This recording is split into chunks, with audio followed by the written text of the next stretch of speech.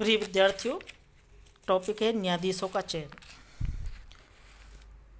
न्यायपालिका के जो न्यायाधीश है उनकी नियुक्ति के संदर्भ में जो वर्तमान समय में मोटे तौर पर जो तरीके अपनाए जाते हैं, जो प्रक्रिया अपनाई जाती है, वो मुख्य रूप से 3 है। पहली है कार्यपालिका द्वारा नियुक्ति, दूसरी है विधायिका द्वारा निर्वाचन और तीसरा है जनता द्वारा निर्वाचन। तो सबसे पहले हम देखते हैं कार्यपालिका द्वारा नियुक्ति। कार्यपालिका द्वारा जो नियुक्ति है न्यायाधीशों की, इसका प्रचलन भारत और अमेरिका में देखने को मिलता है। इसके अंतर्गत कार्यपालिका द्वारा न्यायाधीशों की नियुक्ति एक निश्चित समय के लिए की जाती है। राष्ट्रपति सर्वोच्च न्यायालय के न्यायाधीशों को नियुक्त करते हैं, लेकिन उन्हें पद से नहीं हटा सकते, क्योंकि पद से हटाने का जो अधिकार है वो केवल संसद को दिया गया है। ऐसी नियुक्ति का जो उद्देश्य है वो न्यायपालिका की स्वतंत्रता को बनाए रखना है,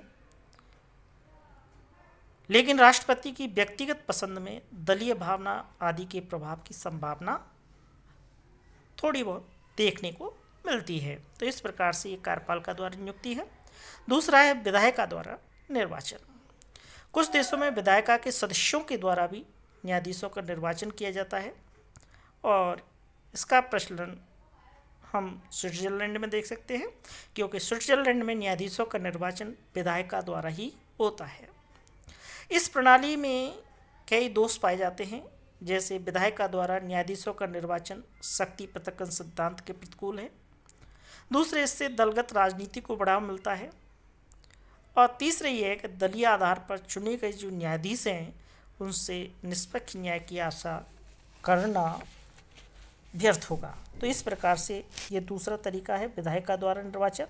तीसरा तरीका है जनता द्वारा निर्वाचन, यानी कुछ देशों में न्यायाधीशों को जनता द्वारा भी चुना जाता है और इसका जो प्रचलन देखने को मिलता है वो स्विट्जरलैंड के कुछ कैंटनों और अमेरिका के कुछ राज्यों में है।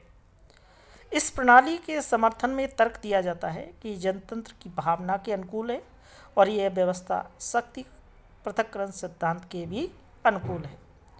जनता द्वारा निर्वाचित होने पर न्यायाधीश विधायिका के दबाव से पूरी तरह मुक्त होकर के कार्य कर सकते हैं, ऐसा कुछ समर्थकों के द्वारा इसका समर्थन किया जाता है। एक विचारक हैं प्रोफेसर लास्की, उनका कथन है कि नियुक्ति के जितने भी तरीके हैं उनमें जनता के द्वारा निर्वाचन यानी जनता द्वारा जो निर्वाचन है वो नियुक्ति सबसे बुरी है। तो इस प्रकार से हम देख सकते हैं कि न्यायपालिका के चयन के संदर्भ में 3 प्रमुख तरीके उभर करके आते हैं: कार्यपालिका द्वारा नियुक्ति, विधायिका द्वारा निर्वाचन और जनता द्वारा निर्वाचन। Thank you.